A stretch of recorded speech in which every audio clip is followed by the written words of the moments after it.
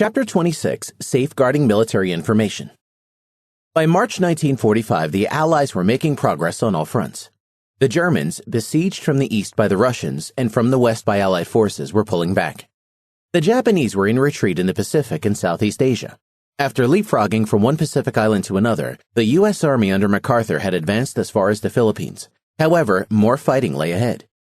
The procedure established to make sure that our enemies did not learn that we were reading their code seemed to be effective.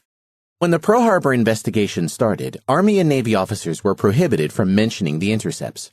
There had been one leak in the spring of 1941, eventually attributed to the State Department, which had received from the Army, but had not returned a Japanese magic translation.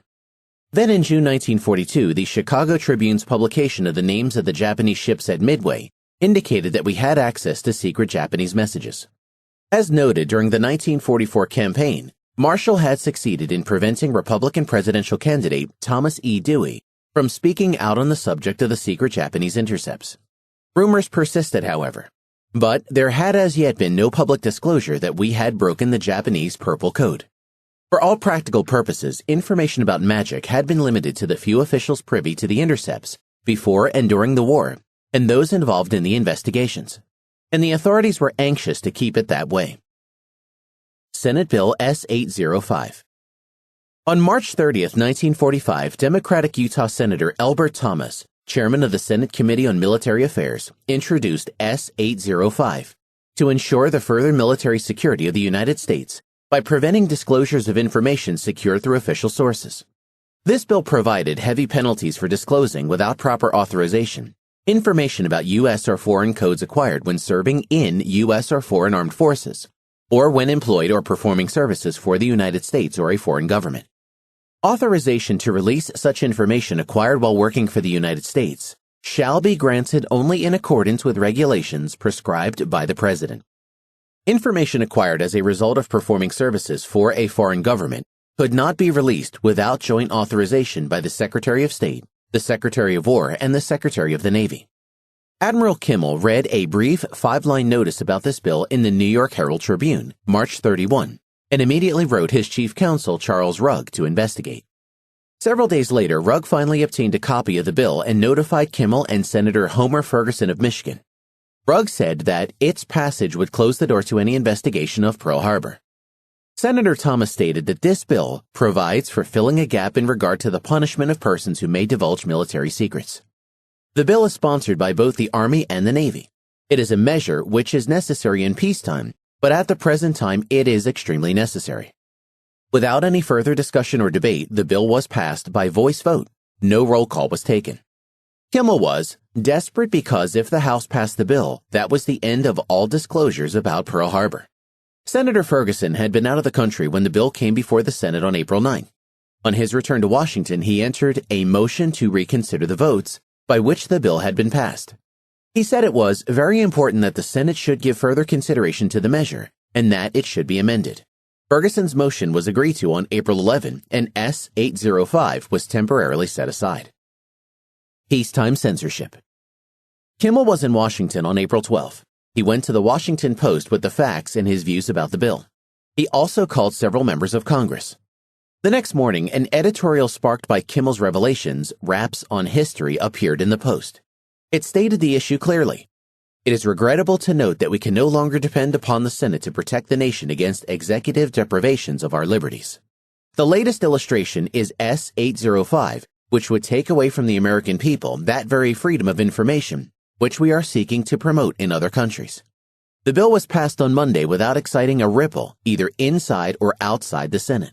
Only one hearing was held, and that in camera.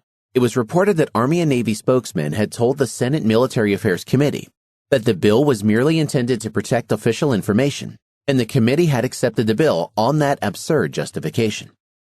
The Washington Post editorialized, "On Monday, no dissentient could be found in a body sworn to uphold the Constitution, either from inertia or somnolence, either from lack of interest or just plain complacence.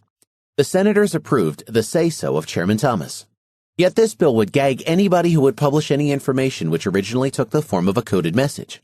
And you may be sure, if this bill is enacted, almost everything that it is sought to keep from the prying eyes of the public will first be put in code." To our way of thinking, the need for scrutiny of requests from the armed services has always been present, and it has never been pointed up as it is today. With the approach of the end of the fight for liberty, we are beginning to re-proselytize for it. Freedom of information, specifically, is our immediate crusade. That the Senate on Monday blacked it out in the United States was the worst blackout that the Senate had sustained in our memory. Another analysis of S-805. On April 13, the New York Times reported on S-805. Fearing that a bill intended to protect military secrets, passed unanimously by the Senate Monday, might interfere with congressional investigation of government departments and suppress legitimate public information, senators have taken steps to halt the measure and perhaps to re-examine the War and Navy officers who sponsored the proposal. Senator Homer Ferguson, Republican of Michigan, has moved for reconsideration of the bill. Although he sees no sinister design in the measure, he believes that through misuse the legislation could impose a censorship on newspapers and deprive congressional committees of many facts. Disclaiming any desire to interfere with proper protection of military secrets, Senator Ferguson considers the bill so broadly drawn as possibly to suppress many political questions with which the public has a right to be informed. High War and Navy officers stood back of the bill, which it was understood today was submitted by the military authorities in perfect good faith. In its report to the Senate, the Military Affairs Committee said the bill had approval of the Joint Chiefs of Staff and was deemed essential in the interests of national defense and security. The Times of April 13 also reported the death of President Roosevelt, which occurred the day before, April 12. He had been at his retreat in Warm Springs, Georgia. FDR's personal physician wrote later that the president had fainted at 1:20 p.m. and died shortly thereafter at 3:35 p.m. Later, when S-805 came before the House committee, action was delayed sufficiently to allow for a thorough investigation. When the bill was finally brought to the floor a couple months later,